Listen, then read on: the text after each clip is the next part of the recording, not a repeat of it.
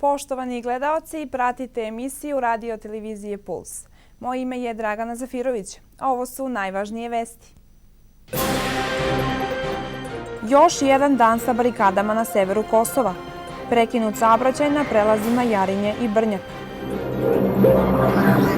Evropska unija i NATO pozivaju sve strane da spuste tenzije i da se angažuju u dijalogu. Ivanu Todosijeviću stigla presuda suda u Prištini, kojom je zbog izjava o Račku osuđena godinu dana zatvora zbog navodnog podsticanja na nacionalnu, rasnu i versku mržnju. Udruženje novinara Srbije na Kosovu uručilo tradicionalne nagrade za saradnju sa medijima Beli i Crni Božur. Sreda bez mraza, ali sa kišom u Kosovskom Pomoravlju.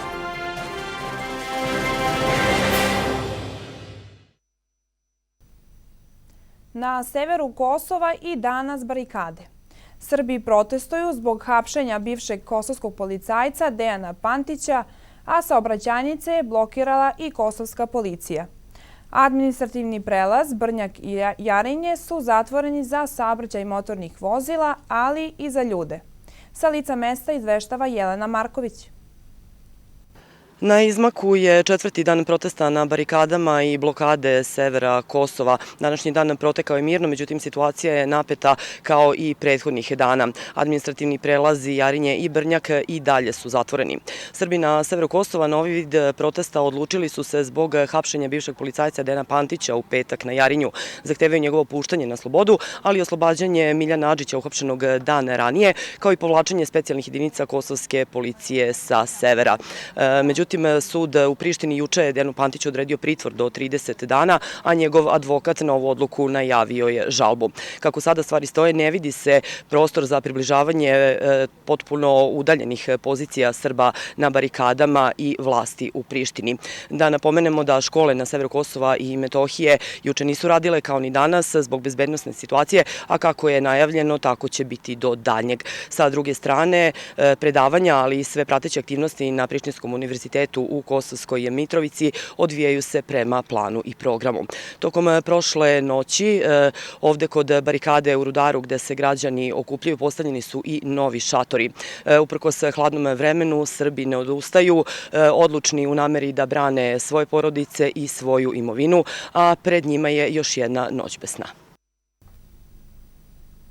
Nakon snažnih pritisaka porodice, Kancelarije za Kosovo i Metohiju i građana, Dejan Pantić će posle 4 dana dobiti terapiju i neophodne lekove jer je srčani bolesnik. Predsednik privremenog organa opštine Leposavić, Zoran Todić, predao je pripadnicima Euleksa neophodne medikamente za uhapšenog Pantića, da ih odnesu u specijalnu bazu gde se nalazi Pantić. Posle snažnog pritiska koji su porodica Pantić i celokupni srpski narod sa Kosova i Metohije, država Srbija, Kancelarija za Kosovo i Metohiju i celokupna srpska javnost izvršili da se Dejanu Pantiću dostavi neophodna terapija koji je već 4. dan pritvoren u bazi specijalne policije u blizini administrativnog prelaza Jarinje, koji je inače srčani bolesnik.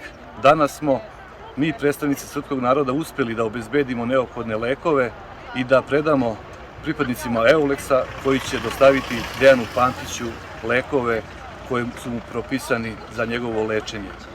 Ono što mogu da kažem jeste da je srpski narod ovog puta zaista odlučan i istrajan, da istraje u ovoj borbu za svoja prava, jer zaista mora se stati na put ovoj represiji koju sprovode institucije iz Prištine na srpskim narodom.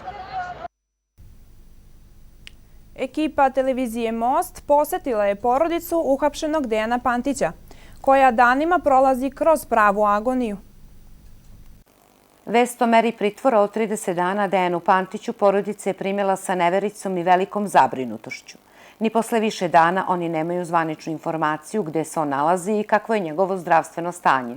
Ništa zvanično ne znamo. Njega je advokat video samo na par minuta preko video poziva, gde je Dejan delovao iscrpljeno, umorno, jer kaže, Dejan je advokatu rekao u tom kratkom razgovoru od par rečenica da je, otkako je uhapšen, na jednoj stolici.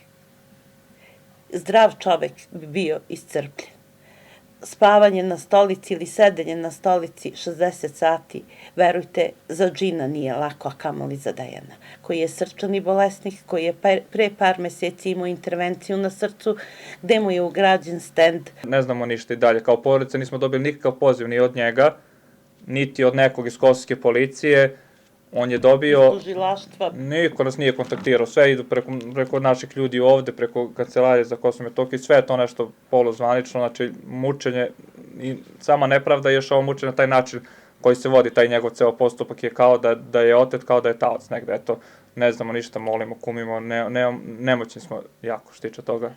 S obzirom da je apelovao da Dejan dobije terapiju, njegov sin Predrag kaže da se nada da će mu lekovi biti dostavljeni. Da su stigli lekovi do baze u Jarinju i da treba da mu bude uručeni. Da li su mu uručeni, to molimo Boga da jesu i da ovi neće sad na kraju, naravno ko donosi odluku kosovska policija i oni da neće to stopirati na kraju. Eto, nemamo još dalje zvaničnu informaciju. Za to smo se cijelo jutro aktivirali i sinoć i molili sve živo i naše, hvala svima koji su izašli u susret, pogotovo našim ljudi iz kriznog štaba iz Kancelarije za Kosovo i Metohiju i ostalima koji su svi izvršili pritisak maksimum na svim mogućim poljima i nadamo se da će to sada uroditi plodom do kraja. Predrag je ubeđen u očevu nevinost i kako kaže, za tu tvrdnju ima čvrst alibi. On je bio u gradu. U tom trenutku kad se desilo, kancelarija CIK-a ispred naše zgrade nekoliko metara. On je čovjek u trenutku detonacije bio u gradu, čuje iz grada, zna se tačno kuda je prolazio. Znači, uopšte nije bio iz grade pa se vraćao, on je u gradu bio, čula se detonacija u blizini, bio neki kilometar, čuo je, pozvao je majku i mene, pošto sam ja dolazio ka gradu, da nam javi da se nešto dešava, da sačekamo da on će otići kad bude moglo da se ode, da vidi, da nam javi da li dolazimo kući. Čovjek kad se malo smirao, kad su građani, policija i novinari krenuli, kad tamo krenuo i on popričao je ispred zgrade sa komšijama, otišao je na zadnji ulaz, kancelarija na prednje, on je otišao na zadnji ulaz i ušao kući. On je rekao da su tu bili kamere, da je snimano, da je bilo više ljudi. Pantići su zahvalni na velikoj podršci građanima severa Kosova i Metohije i državi Srbiji. Da nije države Srbije, da nije predsjednika, da nije Kancelarije za Kosovo i Metohiju, gospodina Petkovića, verujte, mi bi pocrkali, crkli bi ko mravi, verujte. I zato narodu, građanima našim, iz Kosovske Mitrovice, sugrađanima, ja i Dejan smo Mitrovčani, rođeni ovde. Živimo u 3 solitera, u mutnoj etničkoj sredini. Nikad u životu nismo imali problema. Mi ne znamo za advokata, mi ne znamo za policiju, mi ne znamo za ništa. 3 dece smo izveli na put. Da nije Dejan takav čovek kakav jeste, a to je moglo da se proveruje, verujte, danas veoma lako. Dejan nema mrlju u životu ni u karijeri. Ne bi bilo sada ovih barikada, ne bi bilo svega ovoga. Do neba im hvala svima, znači puno podrška, sad smo bili sa barikada, često idemo, niko jednu reč, svi dolaze, ovo je, ono što kažu, ovo je bio, mogao sam da budem ja, mogao da bude moja supruga, moje dete, to je ono što je najviše pogodilo građana u svojoj ovoj muti, znači da je mogao bilo ko od njih i da kažu su ovoj barikade jedini način da mi nekako izguramo svoje. Jer sutra i da sklonimo barikade, neko drugi će bude uhapšen da nešto ovde mora da se desi i da neće dopustiti da se barikade sklone dok Dejan ne bude pušten. U ovim izuzetno teškim trenucima za njih porodica se nada da će na kraju pravda pobediti. Ja mislim da će pravda da pobedi, da ću da vidim na vratima. Neka to bude za mesec, za 2, ali verujte, ja sam sigurna u njegov pravedan život, pravedan rad. On je jedan čovek kojeg mrava nije skasio.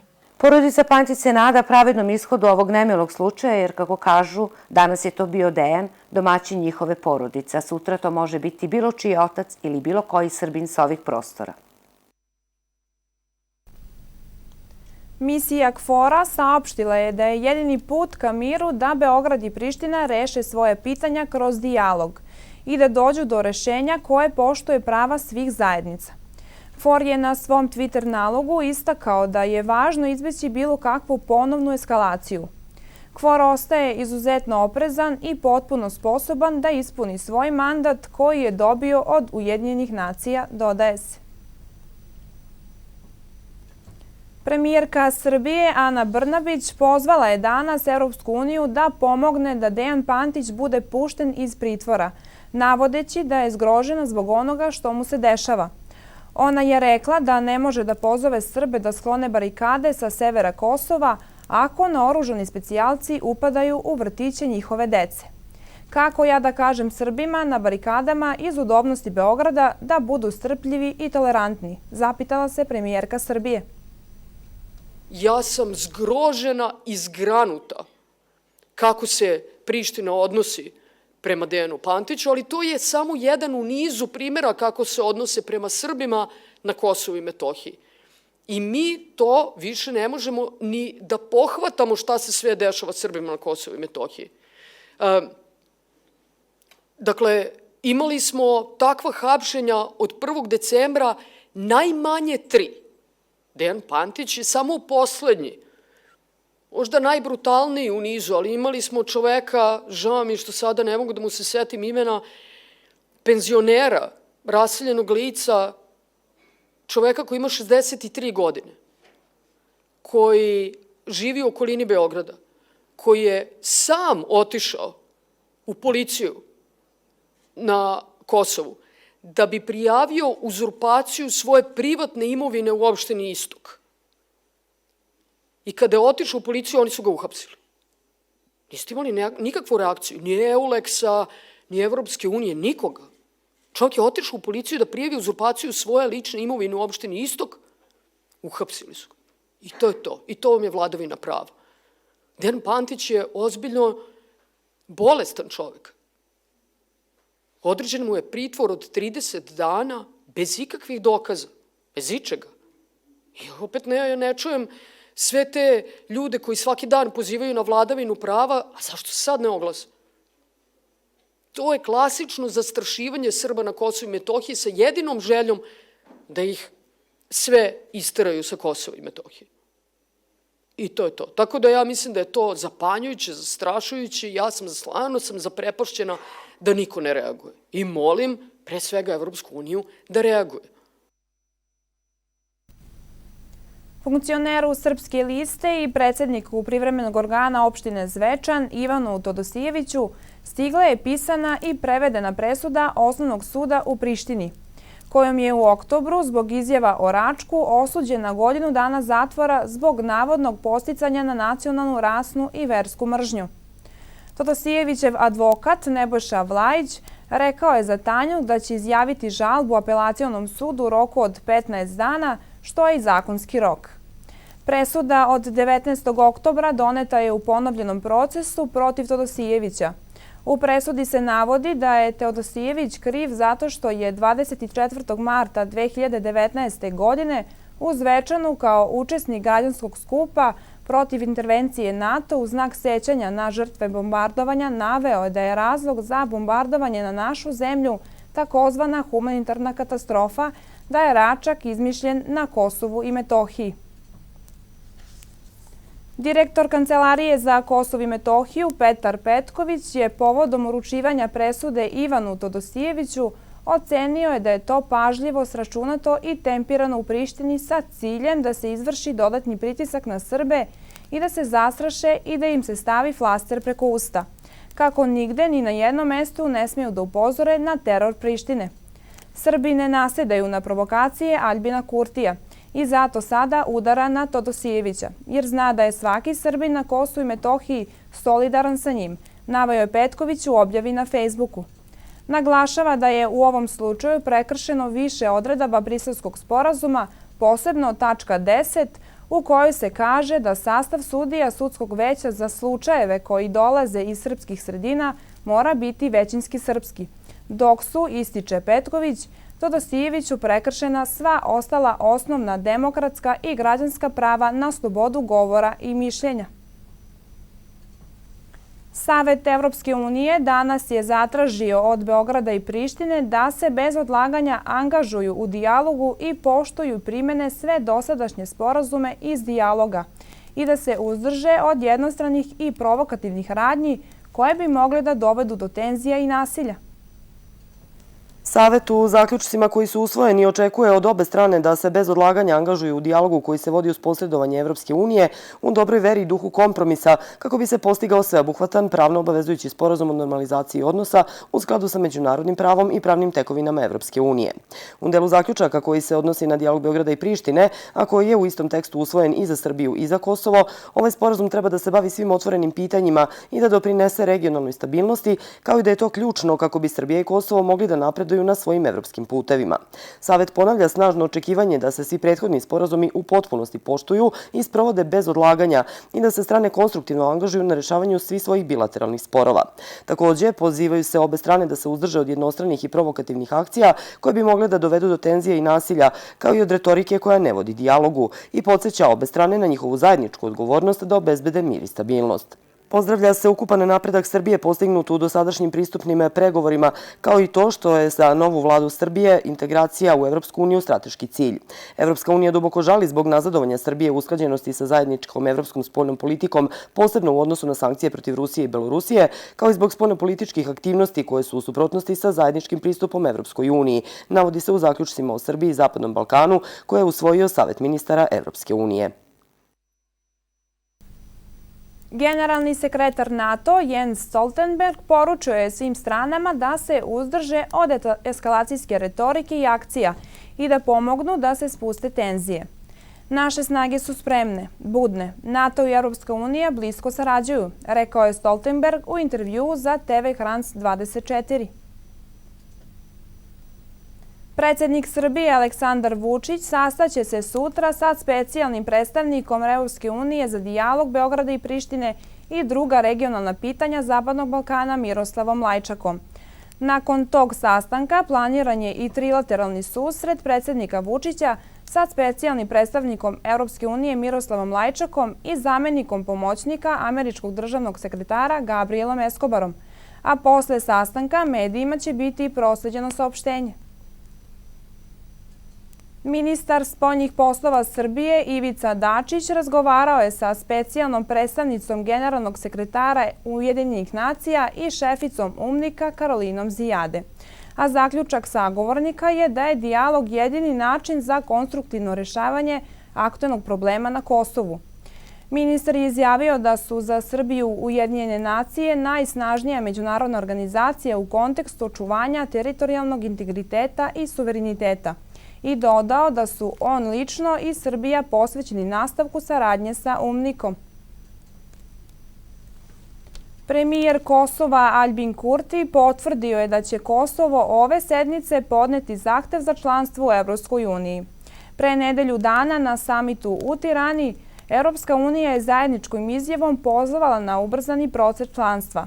Dakle, naša aplikacija za Evropsku uniju odgovara obećanju koje je Evropska unija dala regionu za članstvo sa samita u Solunu 2003. godine, ali i na odgovor dat pre nedelju dana u Albaniji, rekao je Kurti na sednici vlade, prenose reporteri. Đački parlament osnovne škole u Gračanici došao je na ideju da organizuju kupovinu neophodnih ormara za odlaganje IT opreme. Vest da se akcija organizuje stigla i do opštine Gračanica, koja je i ovog puta dokazala da ima sluha i volje da pomogne svim ljudima kojima je pomoć potrebna. Predsjednica opštine Gračanica, profesor dr. Ljiljana Šubarić, je danas u ime opštine Gračanica ispunila učenicima dato obećanje. Donirano je 20 ormarića u vrednosti od 4.000 evra. Predsjednica opštine Gračanica, profesorka dr. Ljiljana Šubarić, zajedno sa direktorkom za obrazovanje Brankicom Ničić, uručila je vrednu donaciju đacima osnovne škole Kralj Milutin u Gračanici. ono što je nama najvažnije i najvrednije, to su naša deca i upravo zbog dece mi danas obilazimo osnovnu školu Kralj Milutin koju doniramo 20 ormarića čija će namena biti smeštaj IT opreme i videoprojektora koje su nedavno dobili kao donaciju Republike Srbije. Vrednost ove donacije je 4.000 evra. Osim škole Kralja Milutin, danas ćemo obići i školu Vuk Karadžić u Lepini, gde smo takođe zamenili jednu donaciju dali, odnosno zamenili smo ulazna vrata čija je vrednost 2.000 evra. Smatram da je cilj ove donacije, kao i svih prethodnih i onih koji će biti, da se uloži maksimalno u obrazovni sistem i da na taj način stvorimo bolje uslove za našu decu, bolje i kvalitetnije obrazovanje, jer ja lično smatram da je jako obrazovanje, samo jako obrazovanje može da stvori jako društvo. Direktor osnovne škole Kralj Milutin, Vladimir Milkić, istakao je da će današnji inventar koji je donirala opština Gračanica mnogo značiti učenicima i nastavnom osoblju. Ministarstvo prosvete, nauke i tehnološkog razvoja je doniralo svim školama projektore, zatim stalke i laptopove. Učenici su u svojim učionicama videli da to ne jeste dobro, ali neće da potraje i hteli su na svoju inicijativu i na inicijativu đačkog parlamenta da oni sami skupe novac. Kada je to čula gradonačelnica, ona se usprotivila i rekla ne, mi ćemo to da damo u školi, hvala gradonačelnici, hvala direkciji za obrazovanje, doneli su, donirali, poklonili i uložili u naše obrazovanje. Osnovna škola Kralj Milutin u Gračanici broji više od 700 učenika i jedina je sa tolikim brojem dece na centralnom Kosmetu. U Domu kulture u Gračanici Udruženje novinara Srbije na Kosovu uručilo je priznanje Beli Božur za najbolju saradnju sa medijima, dok je nagrada za najlošiju saradnju sa novinarima Crni Božur ostala nedodeljena. Prema odluci Udruženja novinara Srbije na Kosovu i Metohiji priznanje Beli Božur koje se dodeljuje za najbolju saradnju sa medijima ove godine pripalo je predsjednici Udruženja poslovnih žena Avenija, Gordani Đorić. Priznanje je uručila dugogodišnja novinarka Jedinstva Olivera Radić. Za mene je ovo velika čast. 22 godine smo zajedno na istom putu. Vi kao novinari i medijske kuće svojim radom, aktivnostima želite da svakodnevno i blagovremeno informišete stanovništvo o svemu što se događa ovde, a mi kao neko ko je prihvatio na sebe obavezu i da normalno se potrudi da pomogne ženama, ali uopšte i građanima u svemu onome što je u datom momentu bilo potrebno, tako da smo često bili u kontaktu i sarađivali, uspešno sarađivali svih ovih godina. Zahvaljujući vama, naše udruženje je postalo vidljivo i sigurno da nije bilo vas, ni mi ne bi, mislim građanstvo i niko ne bi znao šta to Avenija radi, osim oni koji su bili bliže nama. Iz udruženja su istakli da je Crni Božur za lošu saradnju sa novinarima pripao kosovskom premijeru Aljbinu Kurtiju. Priznanja Beli Crni Božur naše udruženje dodeljuje za najbolju, odnosno najlošiju saradnju sa medijima i novinarima, odnosno sveukupni odnos prema javnosti. Kada je reč o priznanju Crni Božur za najlošiju saradnju sa novinarima, nagradu je dobio Aljbin Kurti. Pored Kurtija za Crni Božur nominovan je i njegov zamenik Besnik Bisljimi kao i celokupna vlada Kosova. Beli i Crni Božur ustanovilo je 2014. godine Udruženje novinara Srbije na Kosmetu sa ciljem da se ukaže na pozitivne i negativne primere saradnje institucija, pojedinaca i organizacija na ovom prostoru sa medijima. U toku je božićni post. Pravoslavni hrišćani se slobodnom voljom odlučuju na ovaj podvig, čija je svrha očišćenje duše i tela, koje se postiže ne samo uzdržavanjem od mrsne hrane, već i od loših misli, reči i dela. Božićni post se pominje još u 4. veku i tada je trajao nekih nedelju dana. U 12. veku je formulisan kao četrdesetnica i traje od 28. novembra do 6. januara. To je period kada svo svoje biće, telo, srce i misli pripremamo za susret sa Bogom. Osim svakodnevnih darova koje prinosimo Bogu, crkvi, bližnjima, prinosimo čisto srce. A čisto srce podrazumeva da ga očistimo od svakoga nevaljalstva, od svakoga greha i zla i od svake strasti. I to se postiže podvigom.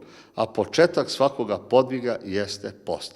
Dakle, post je telesni trud. I prva zapovest koju je Bog dao prvim ljudima, dakle, da post bude naša dobra volja i naša ljubav prema Bogu, da mi pokažemo da zaista volimo Boga i da zaista želimo spasenje i večnu zajednicu sa Bogom kroz držanje njegove reči, jer reč Božja, zapovest Božja za nas je izvor života. Božićni post je po načinu ishrane dosta blaži od vaskršnjeg. Riba je dozvoljena svakog vikenda kao i za vreme krsnih slava bez obzira na to u koji dan padnu. Ulje i vino su dozvoljeni svim danima osim ponedeljkom, sredom i petkom koji se poste na vodi. Tako nalažu pravila s polja gledano. Treba imati u obzir jednu veoma važnu stvar kada je post u pitanju. Ova pravila posta važe za zdrave ljude. Međutim, imamo ljude, hrišćane, koji su crkveni ljudi, koji dolaze na liturgiju, koji imaju bolesti, kojima je Gospod dopustio razne bolesti, razne slabosti, telesne, fizičke, i ljudi koji ne mogu da nose taj teret strogog posta. I šta se sada tu dešava? Crkva tu snishodi tim ljudima da oni mogu da poste prema svojim moćima i svojim fizičkim i zdravstvenim sposobnostima, onoliko koliko su mogućnosti, imajući obzir da koriste jaku terapiju i da je potrebno terapiju jaku potkrepiti određenom hranom po preporuci lekara. U tom slučaju, šta je post? Da li je moguće bez posta ne prinuti post Bogu? Post je u stvari bolest i stanje u kome se naša braća i sestre, odnosno naši bližnji, nalaze. To tako crkva razume i tako poziva ljude. I nikoga ne vraća i ne odbija od svete čaše. Oni koji su bolesni i ne mogu da poste striktno po propisima, treba da potraže savet od svog sveštenika. Bog je ljubav i sve nas poziva da mu priđemo i da se češće pričešćujemo. Poslednja nedelja Božićnog posta je strožija, bez upotrebe ribe, ponedeljak, sreda i petak na vodi, a utorak, četvrtak, subota i nedelja na ulju, dok je na Badnji dan obavezan post na vodi.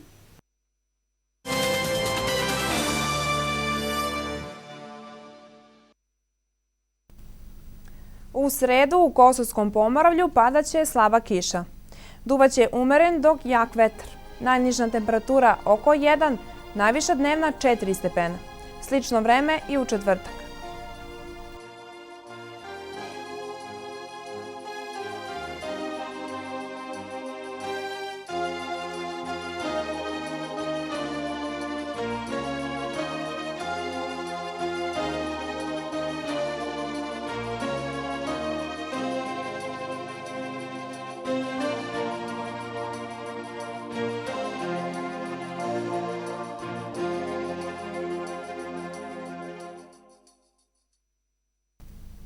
Još jednom najvažnije vesti.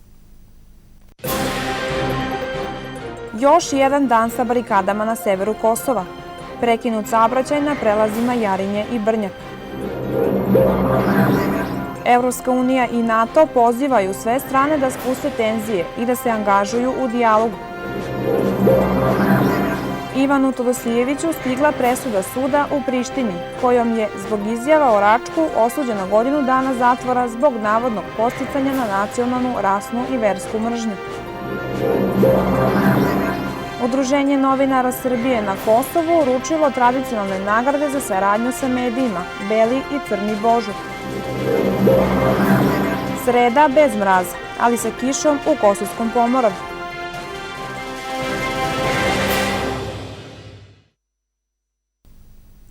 Pratili ste vesti radio televizije Puls, poštovani gledaoci. Hvala vam na pažnji, ostanite uz naš program.